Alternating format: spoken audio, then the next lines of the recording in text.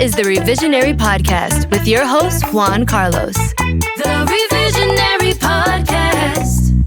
Hello, and welcome to another episode of the Revisionary Podcast. And as always, I'm your host, Juan Carlos. First and foremost, I want to say this has been an interesting experience. If I sound a little different to you guys, that is actually because normally, some of you guys didn't know this, but I had actually been recording all of this episodes and, well, let me rephrase. Let me back up. I launched this episode from New York, right? Then I started doing everything else from the Seattle area because I moved out to the Seattle area and I've been working out of there and kind of getting everything done. But this particular episode, I happened to be back in New York. So I didn't know how the sound quality was going to come out. So if I sound a little different, that's why. But I'm excited. It feels like, I felt like it was fitting to start this podcast in New York and launch my first episode from New York because, at the end of the day, I tell you guys I'm a proud New Yorker, BX718, stand up all day, every day. I'm very proud of that. But I've been out in the Pacific Northwest and having a good time and really enjoying it out there. It's beautiful. So this has been different. In addition to that, it's a little fun because we're going to be recording this episode and I'm going to be speaking to a fellow New Yorker. You know what I mean? Somebody who's a proud Latina or Latinx, excuse me. And I'm excited to have this conversation with her. We have Zilla Vodnas joining us this week, so that is going to be really exciting.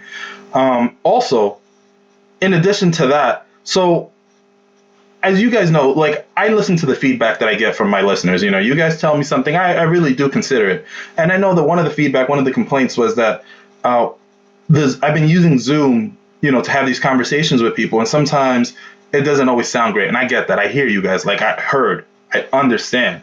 So I'm thinking of switching to a different software that should give us a higher, crisper audio quality. So we're going to test that out today. And if it goes well, if the feedback I get was that this sounds really good, I'm going to do a few more episodes on Zoom just because I already have them scheduled. I'm going to talk to a few more people on Zoom. But once we kick off season 2, I'll switch over full time, but it's only if you guys like it. So you guys got to let me know if you actually like it. I really appreciate that feedback. But other than that, this weekend has been dope. I don't know if you guys heard, but this past weekend, we actually had the live show with Nicole Anthony. Yep, that was dope. If you missed out, well, you kind of missed out. We had a good conversation, and it was like a 2-hour long episode.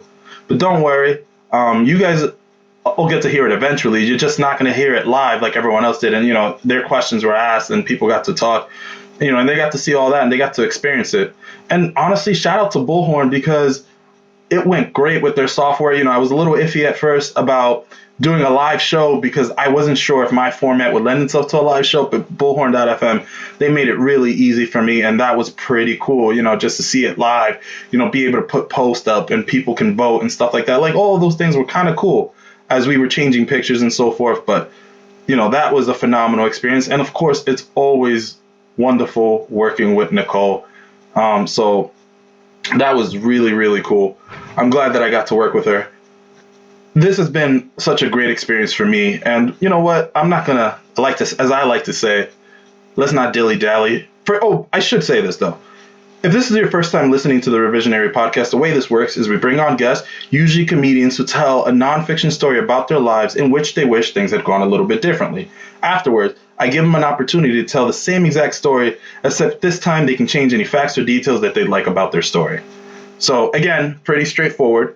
But let's jump into this. Let's talk to Zilla. I've never met her before, but I've heard so much about her. She just has, people would always talk about her brand and how she's on brand. And she's your stereotypical loud New Yorker, and she's fun and exciting. So I'm actually really looking forward because I feel like I tend to vibe with people like that. You know what I mean? I tend to live off of their energy. So let's just go. Let's get it. Let's get Zilla on the line. Hey, Zilla, how are you? Oh, I'm fantastic, Juan Carlos. How are you doing? I am so great. Thank you so much for coming to the Revisionary Podcast. Oh, thank you for having me. I'm excited to be here. Yeah, so this is new that I see your whole background. You just, for those of you guys who are listening in because you may not be able to watch this, she has this dope setup behind it. Tell us all about it. So at the beginning of the quarantine, I own a lot of books. So on a whim, on a joke, I saw some Crate and Barrel thing. I was like, yo, they color coded the books. I'm gonna do that, and then it became an obsession. And because it's not easy to do. So it took me about 3 weeks to get the gist of it. And then I decided to put it into a corner. And I was like, you know what? A lot of these Zoom backgrounds, they be fake books. Let me hit them with the real books. So every book in my house is behind me right now. Yo, let me tell you something. Her book looks like her stuff looks like an entire library. Yeah? Like it looks like she's teaching English classes on the side. That's what it looks like right now. I need to get into it. And you know what's funny is like if I had to pick a Disney princess, I always used to rock with Belle. And I think it's because I always low-key wanted my own library with a mad long ladder. That's the glow up. Next step is the mad tall ladder for my library. I respect that. That's so dope. Look, if I knew how to read, I'd have more books. No. So, let me stop. So I made this goal. So like just for a little bit of background, like I used to, when I was a kid, I used to read like 25 to 30 books a year. Like that was a thing I did regularly. And then some point, I think I got to high school and I stopped reading. I don't know why, like it just wasn't a thing. So I kind of wanted to get back to it. And I was like, a few years ago, I was like, yo, I'm going to start reading books in Spanish. And ask me how many books in Spanish I read. How many books in Spanish have you read? 10 pages. Yo, but what happened? So here's what happened. So I went on this whole kick. So for those of you guys who are listening, a lot of you guys know I'm Dominican, right? Like my family's from the Dominican Republic. Very, very proud of my Latino and like Dominican heritage. And I decided that I was going to learn more about Dominican history because I was like, yo, I feel like I can't claim to be Dominican, be this proud of something if I don't know the history. So I was going to do it through books. So I was like, okay. So at first I read Oscar Wilde and did that book, which was dope. If you have never read that book is amazing. Oh, it's amazing. Yes. I'm sorry? It's amazing. And it's a fantastic for like, if you have never been familiar with Dominican history, like it's just a great narrative, but then also all of the little notes at the bottom of each page, it's like rabbit holes. You just keep going and learning more about the history of DR. It's awesome. Exactly. So the book is called, just for those of you guys listening, The Brief and Wondrous Life of Oscar Wilde by Junot Diaz, Dominican author. Phenomenal book. So I read that. I was like, all right, boom. So now I'm going to go grab a second book, right? So then I grab that book by, I think it's by Julia Alvarez. Something about the butterflies, La Mariposa, something. Yes. Oh, my God. Wait, you now. know what I'm talking about. In the time of, no, not in the time of butterflies. In the time of the butterflies. Yes. Okay. But I picked it up in Spanish. Okay. Because I was like, all right, I want to read it in its original language. By the way, side note, I don't even know if that was the original language. For all I know, it was written in English. But I was convinced that that was the original language. I had no idea. Got through 10 pages and I was like, ooh, this is heavy. Yeah. It was like starts out talking about communism and like people in gray suits dragging your family away. I was like, ooh, this might be a book that takes me a while.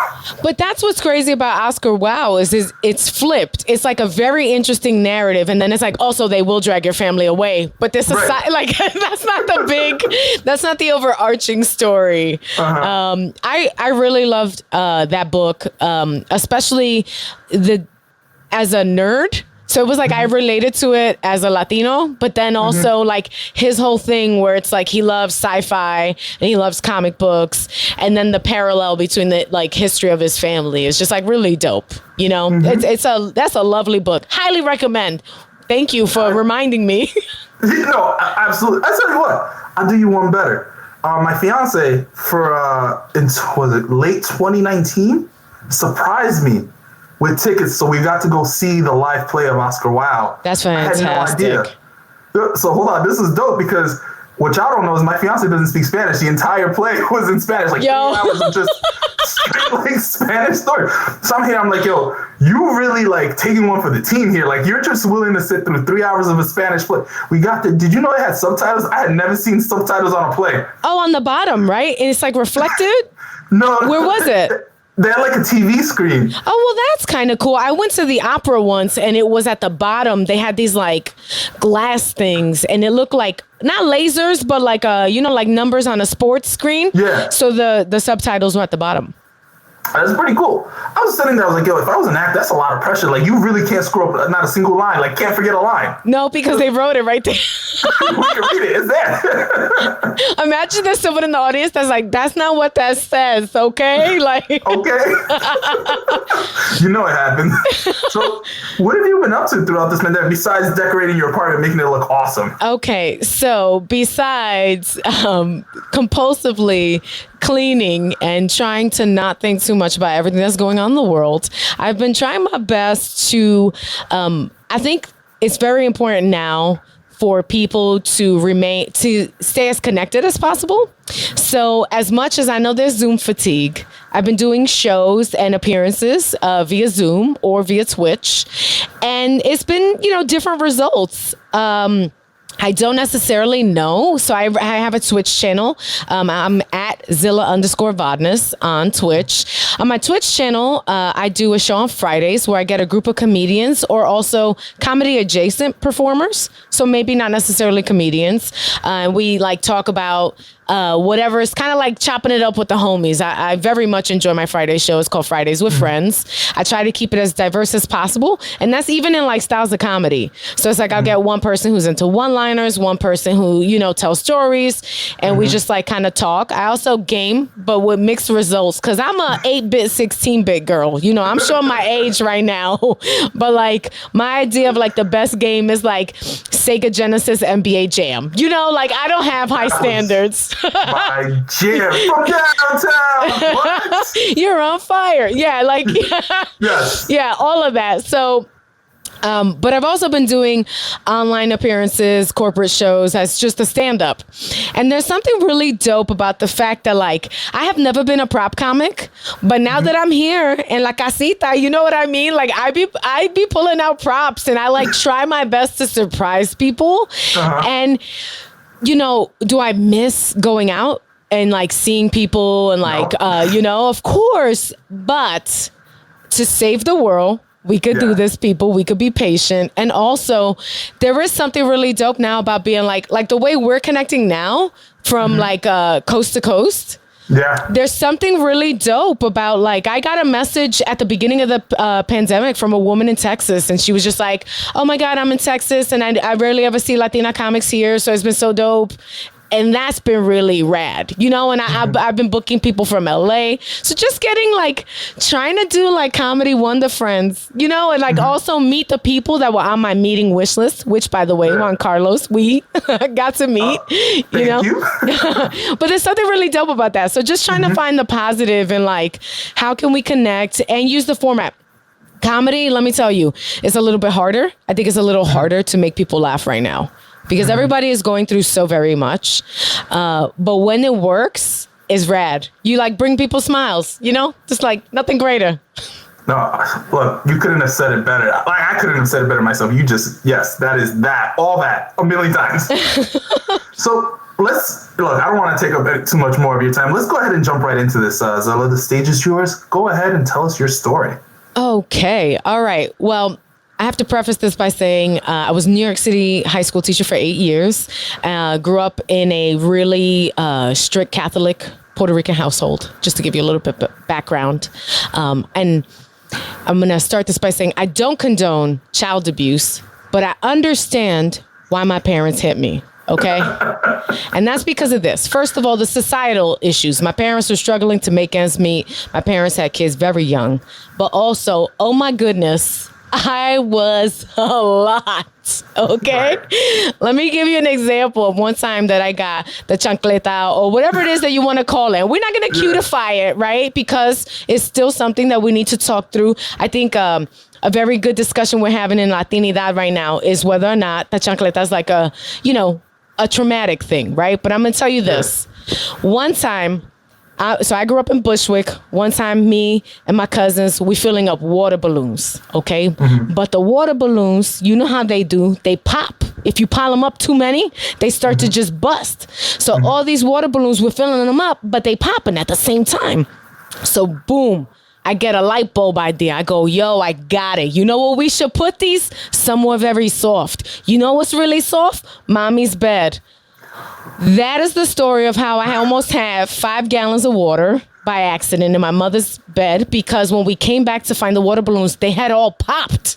Every single one of them. And that is a time that I got spanked. You know what I mean? I got lit up. So, knowing that this is how my parents run a household, okay?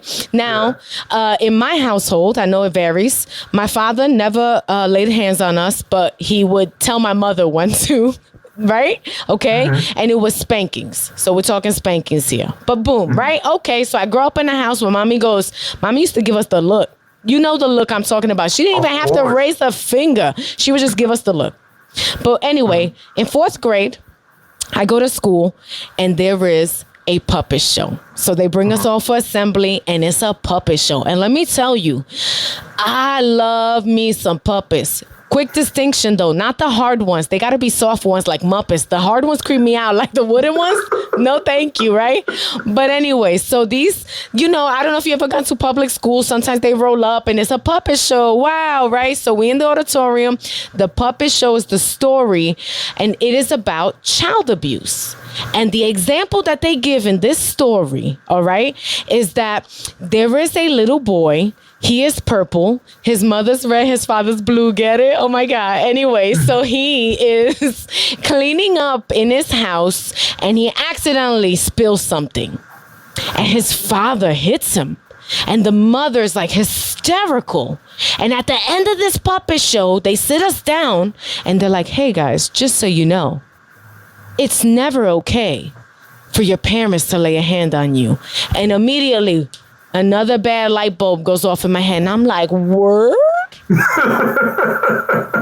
Let me find out. So we go back to the classroom and I tell my teacher, excuse me, miss, have I got a story to tell you? Apparently it's illegal to lay hands on children. My parents do it all the time. And I give her like receipts telling her of all my spankings. So my teacher, of course, has to report this, okay? And the craziest part is she reports this and nothing happens because, unfortunately, the system is very slow. So meaning like they have to write this down, of course, right? They go and get, whoever, but I still go home. You know what I mean? Mm-hmm. Like, it's not like they like immediately are like, oh, all right. So weeks pass and nothing happens. And in fact, in the way that you are, I love my parents. So the whole idea just escapes my brain. And then one day, now I had a hot mom. And I don't know if any of y'all ever had a hot mom. It is like the gift and the curse when you were a kid. I remember once someone gave me a black eye because my mother blew me a kiss and the kid pushed me out the way to catch it. That's how hot my mom was, all right? Mommy wasn't playing. She used to come with the eyeline on the top and the bottom. They can hit him with the waist-high jeans. She used to have to lay back on the bed. Her jeans was so tight, she used to have a homegirl zip them up sometimes. You know what I mean? So I'm in school and I hear all the boys talking. They're like, yo, Zilla's mom's here. Zilla's mom's here. And I'm like, my mother's here? Now, this is like 2 weeks after the puppet show. And I go into the office. They page me to the principal's office. I get there and I walk in. I see my mom as beautiful as ever, but she's got watery eyes. And immediately I'm like, oh no, like what?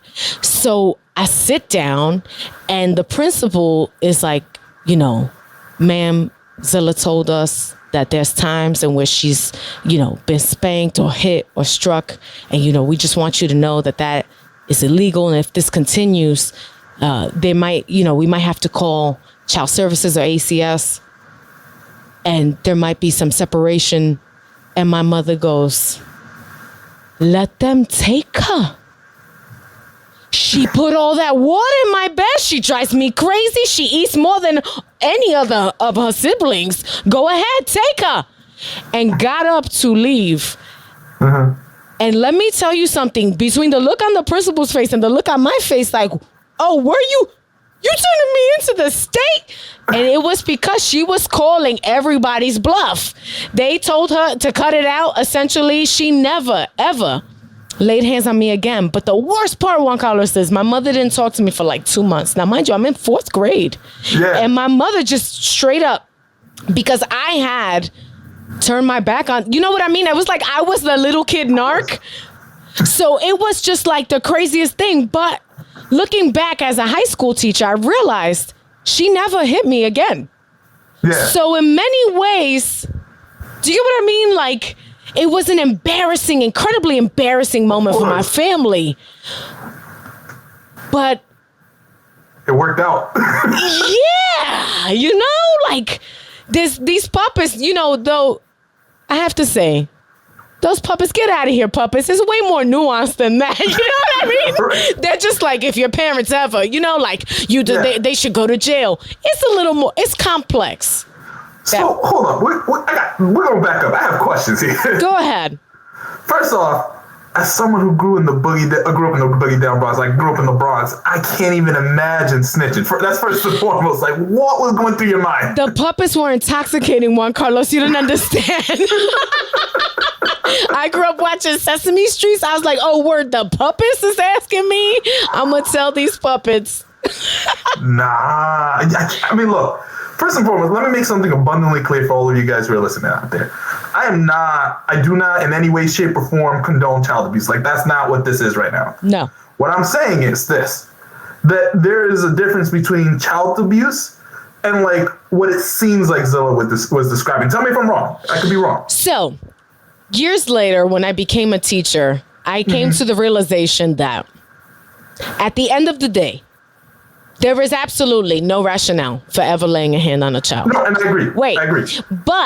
And the reason why I say that is because I knew people, heroes, straight up heroes, who used to teach algebra to kids without ever lifting a finger. Do you know what I mean? Like, there is a way to approach anything with a teenager, with a young person, even the worst stuff that you can, you can get them on board to do things that they don't necessarily like doing, like their homework or whatever, like cleaning up, anything like that.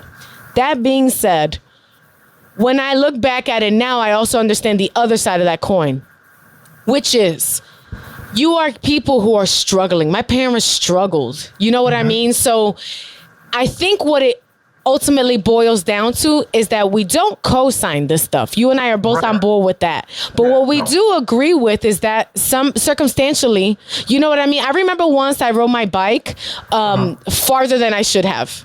And my mother spanked me. You know why? Because she was scared of the neighborhood. And that was the way that she knew to teach me that. So it's not like, I think when the play happened, they was coming at it from an angle where I think you'd be seeing in like the movies, where it's like the kid makes a small noise or something, and then like the parent like beats them into this like, where they're bleeding or hurt, or it was never that.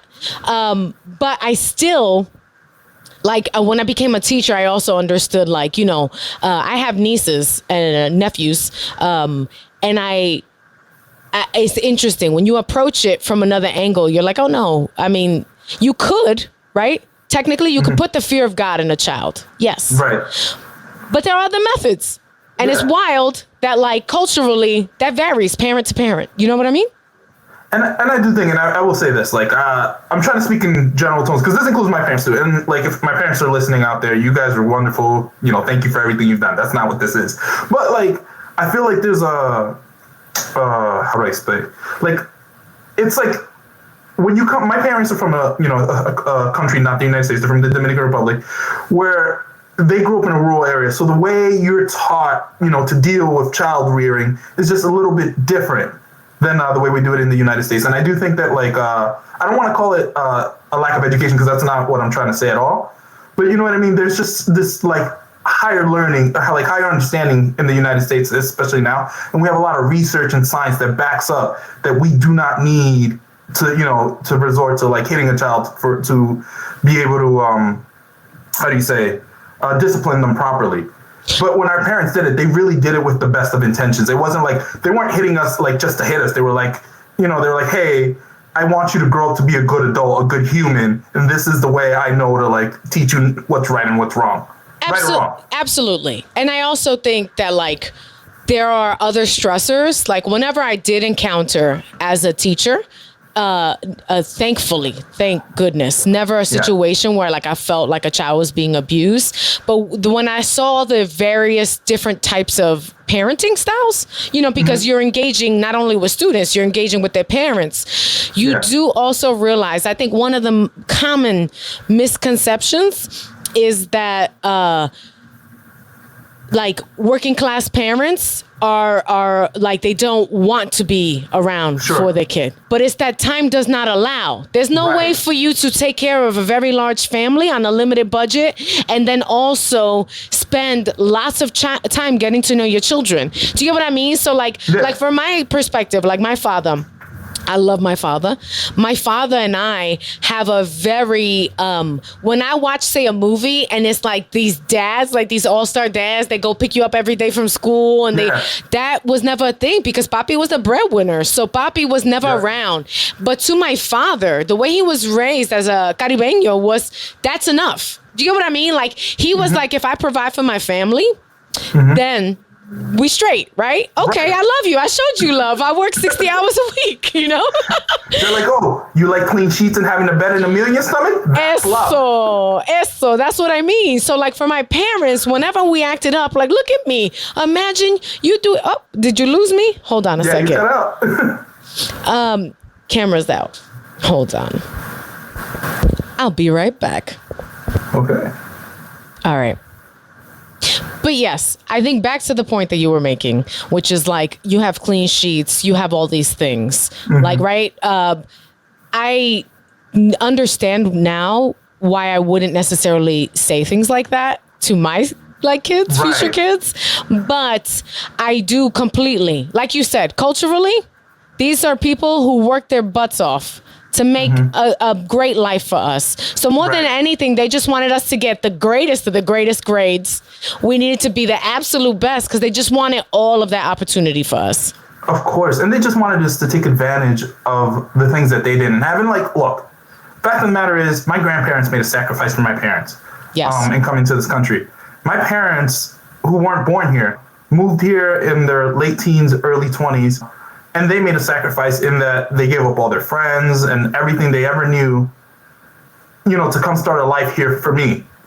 So they didn't want me to squander that opportunity. And again, at the end of the day, that was the goal, was just for me to take advantage of the most advantage I could out of the opportunity that they had created for me. Absolutely. And you can also understand that, like, so just to give you an example, my pops, he had to drop out of school at 5th grade when he actually retired and moved back to Puerto Rico, but he was raised on a farm in Puerto Rico. So you have to understand, when your kids are living a life that is just beyond what you ever had opportunity wise, you feel like they should just appreciate every single part of that and be the most best behaved. You know what I mean? Like he expected us to just be like, please and thank you. And then, but we were, when you grow up surrounded by culture like Home Alone and Little Travieso, like little things like that, you see that. That's why I always tell people, using Home Alone as an example, I always tell people, I didn't get to see Home Alone until I was much older because my mother refused to show us movies where kids were bad. She was just like, no, you're not going to see, like, we don't want you to get any ideas, essentially, like. It's funny? I used to watch those movies with the fear of God. I'd be like, ay Dios, me mata. A mí me mata. Yeah, I used to have a whole joke about how my grandmother would tell me Home Alone was a horror movie because she would change the ending where it was like, and then Los West Bandits, they came in and they beat him up for making a mess, like the idea that this young man could get away with all this stuff. And that's, I think, at the heart of the story is like, I look back and I understand completely. I also understand what I would do different. And I understand how to, like, in 2021, life is so much more different. Like I used to, real talk, if you in Bushwick, you would see kids catch a hurting in the street. Their parents, if they were bad and like they were embarrassing, that was not common, but it happened. Now I think in 2021, people would be like, oh my God, like if they saw, say, someone spank someone at a park or like, whatever. So it's like forward progress and also understanding our place though in, and culture is so important. No, I think you're hitting on so many important points, and that's why I thought this whole like concept was interesting. So let's get to this fun part here before we go too far down the rabbit hole. Go ahead and retell us your story. All right. So let's see. I get paged to the office. So I see this puppet show and I'm like, you know what? My mother will never lay a hand on me again. The principal's going to straighten her out. But when I go to the principal's office and I see my mother with these tears in her eyes, I finally realize what I've done, right? So I turn my back on my mom. I put our business out there, the number one cardinal sin of Latino families everywhere. I put our problems on Maine. And what I really wish would have happened is this. The principal looks at my mother and says, I understand that things get very stressful. And I understand that sometimes y'all do without. And I just want you to know that you should reconsider before you take your aggression or anger out on Zilla. If you guys need any help, we're here for you. If you guys want to talk to somebody, we got a guidance counselor. And we can work these things out without it escalating. But you need to understand that hitting your daughter is not essentially what's up. I think I learned as a teacher that I wish people would, because I didn't say this part.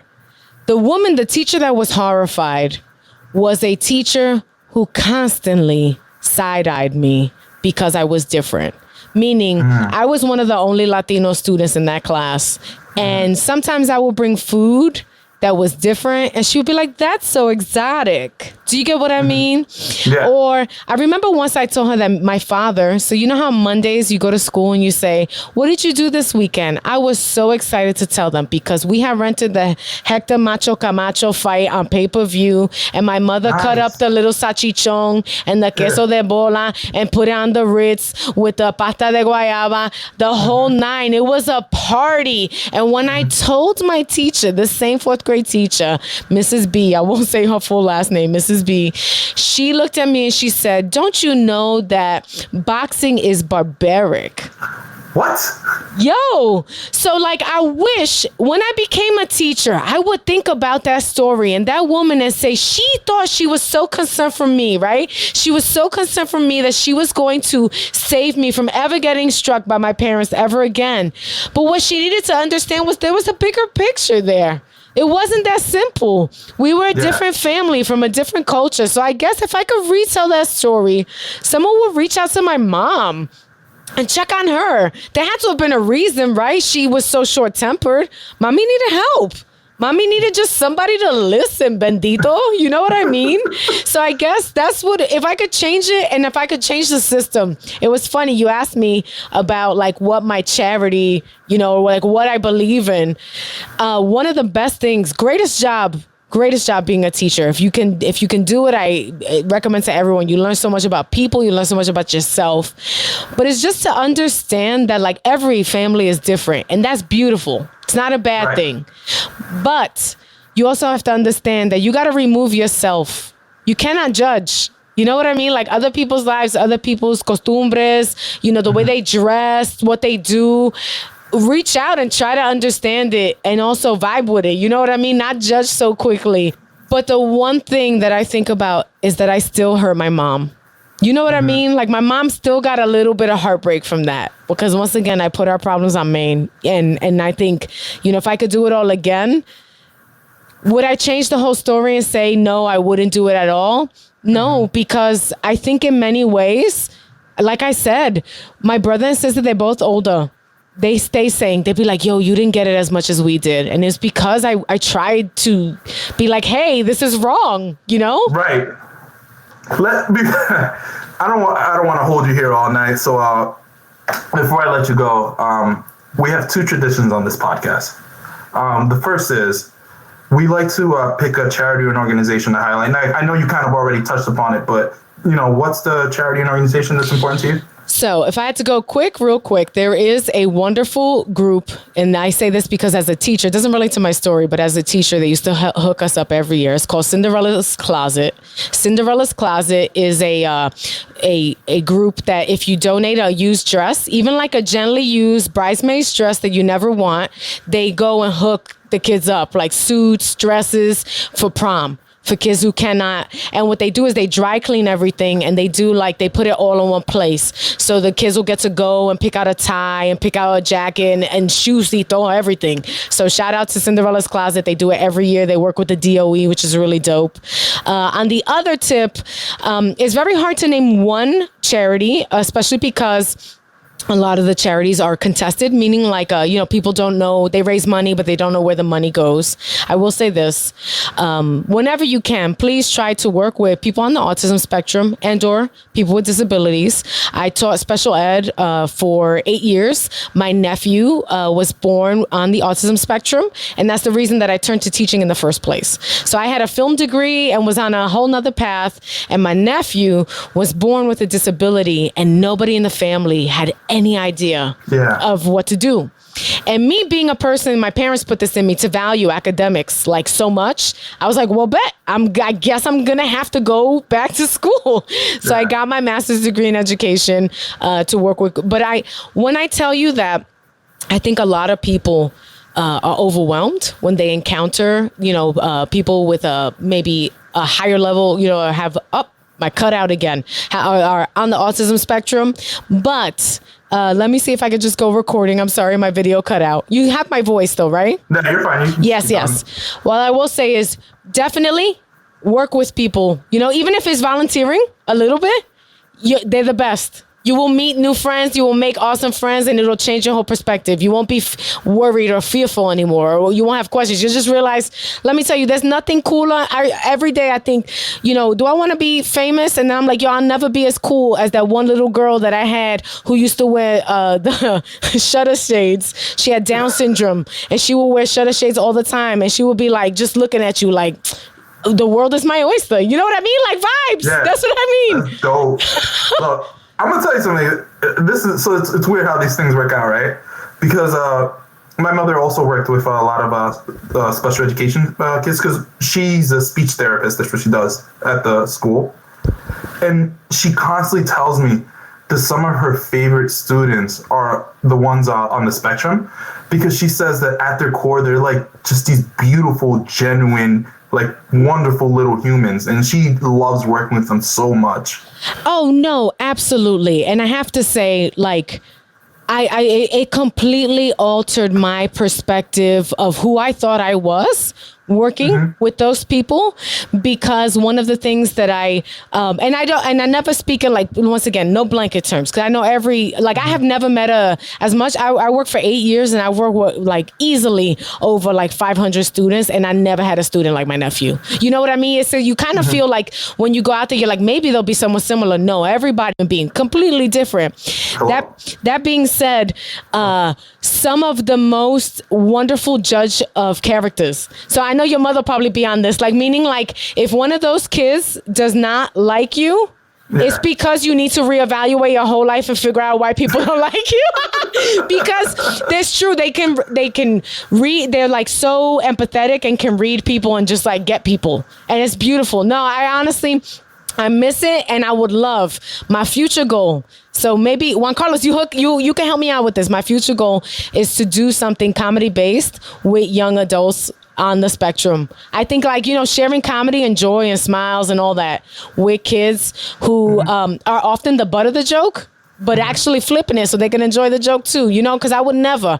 I think that's something that in comedy, it always kills me when I have to follow someone who makes jokes that are like tasteless like that. You know what I mean?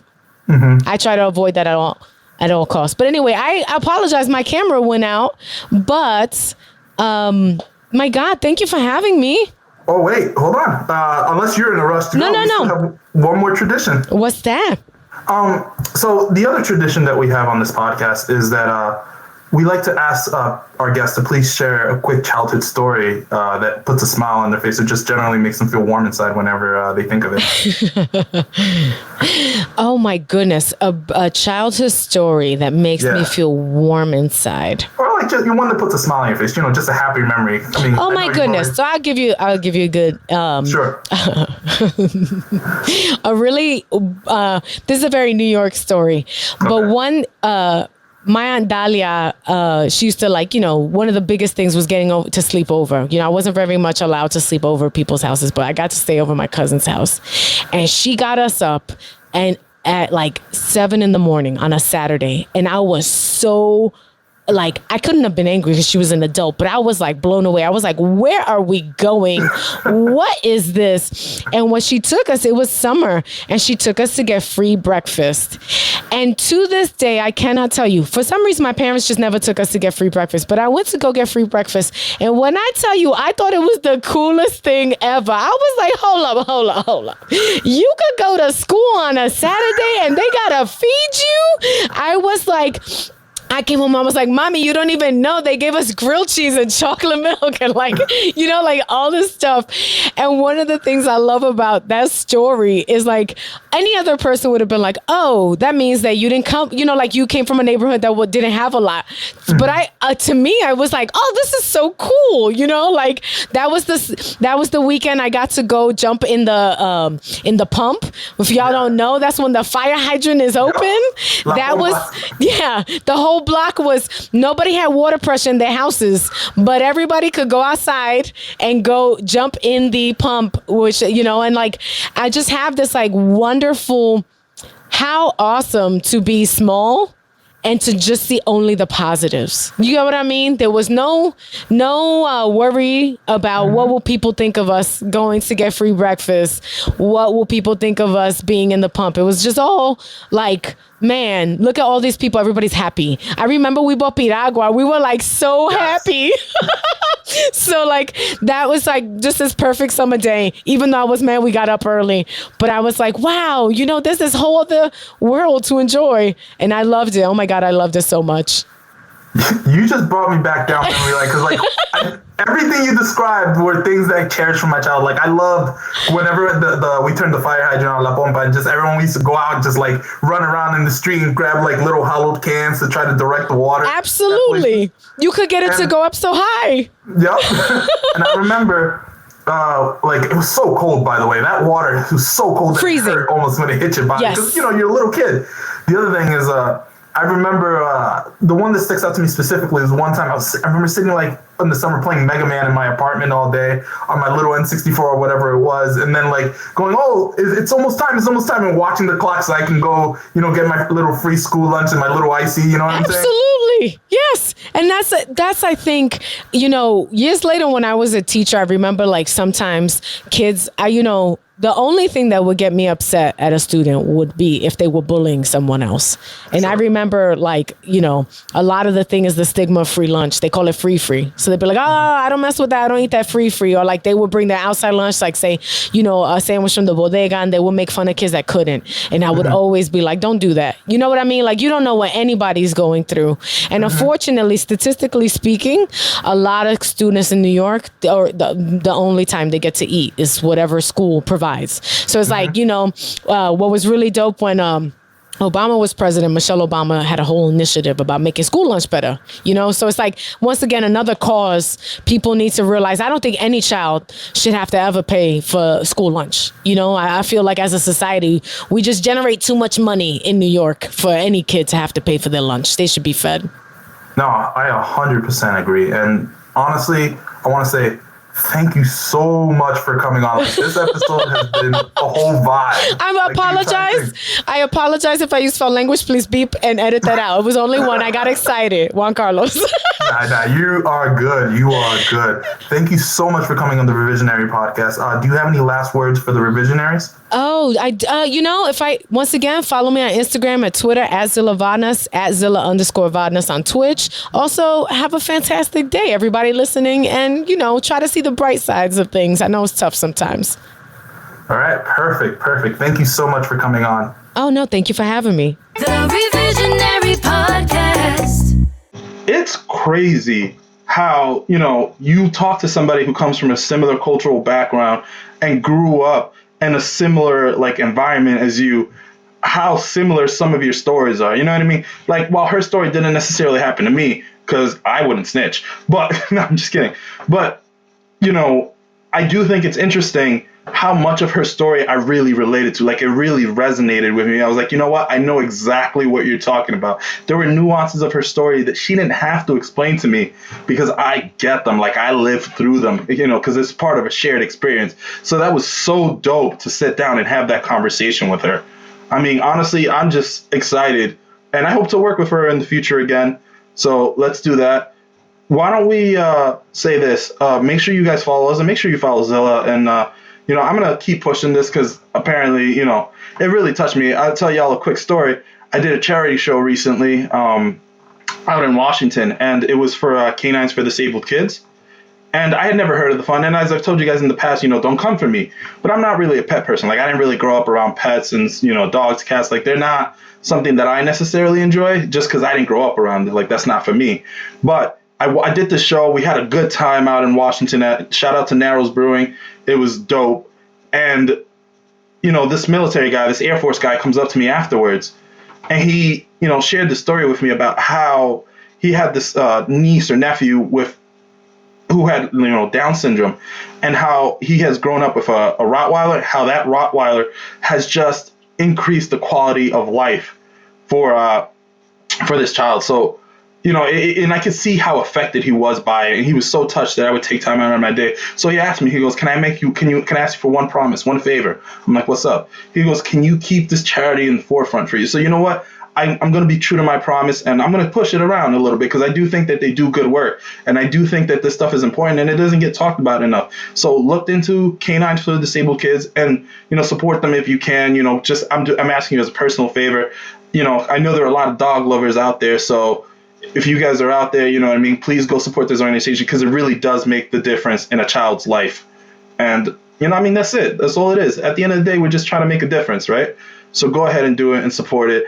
You guys are great. I always love talking to the Revisionaries. Thank you for everything. And as I always like to say, thank you for listening. This is the